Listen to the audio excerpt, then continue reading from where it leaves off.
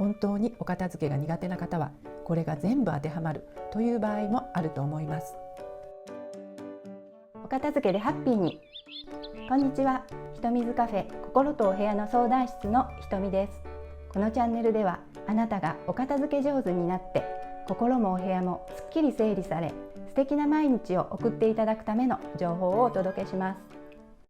今日は片付けられない心の原因についてお話ししようと思います。片付けられない心理的原因は大きく分けて5つあります。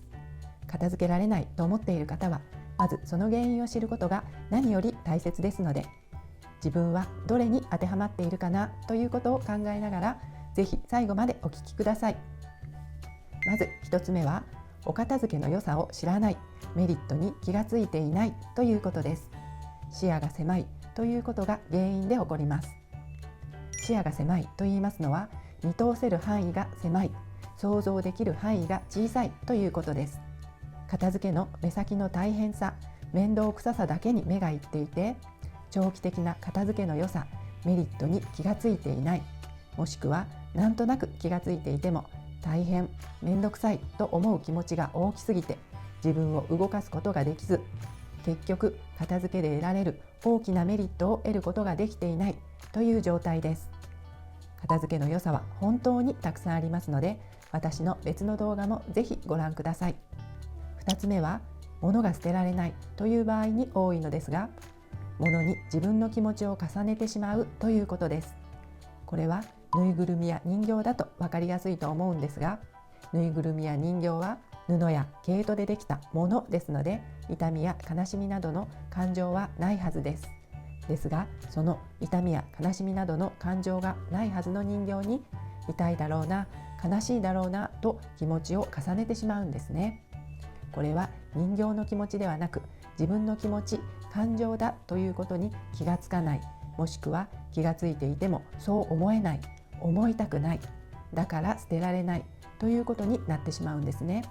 これは私もよくやっていて、実際に子供の頃父から買ってもらったぬいぐるみを未だに捨てられずに持っていますし、絶対に捨てたくないんですね。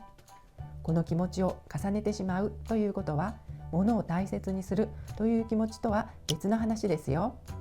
物を大切にするということは、何でも捨てずに取っておくということではありませんね。3つ目は、お片付けが自分のやるべきことだと思っていない、思えないということです。私も以前はよくこんな考えに陥ってしまっていました。なんで私がやらなくちゃいけないのという気持ちです。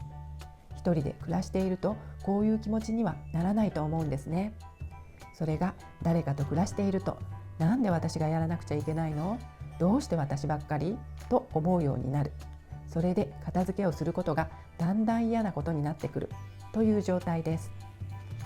4つ目は、楽しいことだけが良いことだと思っているという場合です。嬉しかったり楽しかったり、そんな気持ちが大好きで、そうでないものは良くないこと、つまらないことだと思って避けているという心理状態です。私もこんな時期がありましたよ。楽しいこと、嬉しいことをすることが一番と思っていますと、お片付けって地道で楽しくないし、誰からも褒められないことも多いですよね。だからやる価値を感じられない、つまらないからやる気が起きないと思っている状態です。5つ目は、片付けないことによって何らかのメリットを得ている状態です。これは少し複雑な心理状態なのですが、例えば片付けないことによって実は誰かに嫌がらせをしているなどという場合です。またはご自身のことが嫌いで自分を汚い部屋に住ませることで自分自身を攻撃しているなどということもありますね。これは嫌いな誰かへの攻撃を果たすという意味でメリットと言えます。これはご自分で気づくことはなかなかできないと思うのですが、深く心理状態を分析すると分かってきます。ということで、片付けられない原因を大きく5つに分けてお話しいたしました。知っておいていただきたいことは、片付けられない原因は人それぞれ違うということです。原因は一つではないんです。そしてもう一つ大切なことは、一人の人の中でも原因は一つではないということです。一一人の人でもたくさんの原因が絡み合って片付けられないという状態になってしまっているということをぜひ知っておいていただきたいと思います。育った環境や現在の状況によってこれらの5つの心理が複雑に絡み合っているんですね。本当にお片付けが苦手な方はこれが全部当てはまるという場合もあると思います。まずは片付けられないことには原因があるということを知ってください。そして原因が分かれば対処の仕方もあるということです。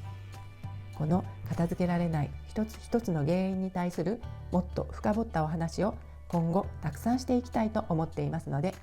楽しみにしていてくださいね。お片付けのストレスから解放されたい、そう思っている方のためにお片付けが好きになりお片付け上手になっていただけるような動画を配信しています。お片付けを通して人生を良い方向に変えハッピーな毎日を送りましょう。最後まで視聴してくださりありがとうございました。これからも皆さんのお片付けの役に立つ情報を配信していきますのでよろしければ高評価と見逃さないためにもぜひチャンネル登録をお願いします。それからベルのアイコンをタップして通知をオンにしていただくこともよろしくお願いします。ではまた次の動画でお会いしましょう。